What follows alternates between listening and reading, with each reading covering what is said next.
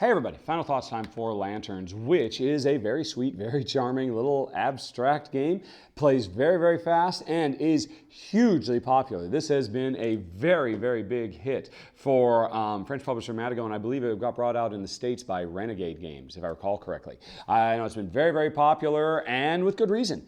It's fun, it's fast, it's a solid, wonderful little gateway game that I think just about any family is going to enjoy playing together. It has a wonderful table presence, it's very pretty, very bright, very colorful, and there's a really nice level of interaction going on because every player benefits from everything everybody else does. And so when you're putting a tile out, you almost have to spend as much time thinking about, right, how can I place this to best benefit me? But you also spend an equal amount of time thinking about, oh my God, how can I place this to make sure it doesn't benefit everybody else? Because if you look around the table and you see somebody's about to get a straight or four of a kind, and all they need is that one last color, and you're about to give it to them, then you really need to stop and think about maybe you should put a different tile down right now.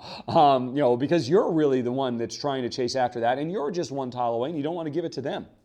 So it's a really neat, clever game.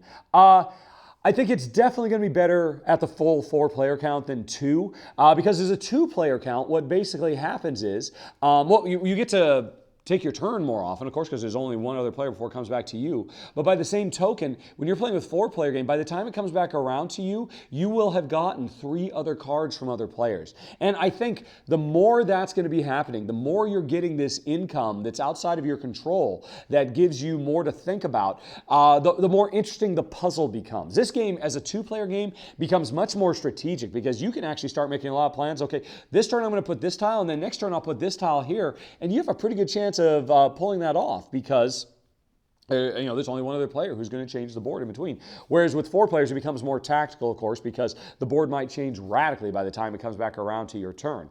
That's not a bad thing, don't get me wrong. It's cool that as a 2-player game, it's more strategic. But honestly, as I was playing it, I found myself wishing, man, I wish there was just more stuff happening. Because it becomes a little bit more dry, a little bit more thinky and puzzly. And while normally that's something we like, in a really abstract game like this, if anything, I think we want to be a little bit less, a little bit lighter, a little bit more fun and fly by the seat of your pants. The fact that it's so abstract and as a 2-player game, it's so thinky was just not a particularly good fit for me and Jen. Whereas I think we would have enjoyed it more as a tactical exercise because it's so abstract. If this were a heavily thematic game, the more thematic a game gets, the more heavy we want it to be. The more we want to get dug in to trying to solve the puzzle of it. The more abstract, the lighter we want it to be. So it's a great game, don't get me wrong. We had a fun time playing it. If we had a regular opportunity to play this as a 4-player game, we'd be keeping it. And again, there's nothing wrong with it as a 2-player game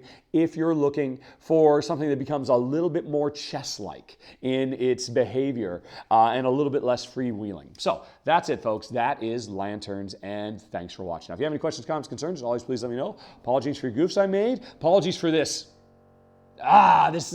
construction that's going on directly above my head. I've been waiting forever to film, but I just had to get around to filming. Sorry if that was annoying. It's been driving me nuts. It's drilling right into my ears, but thanks for watching, everybody. Have a very, very nice day. Talk to you later. So long. Bye-bye.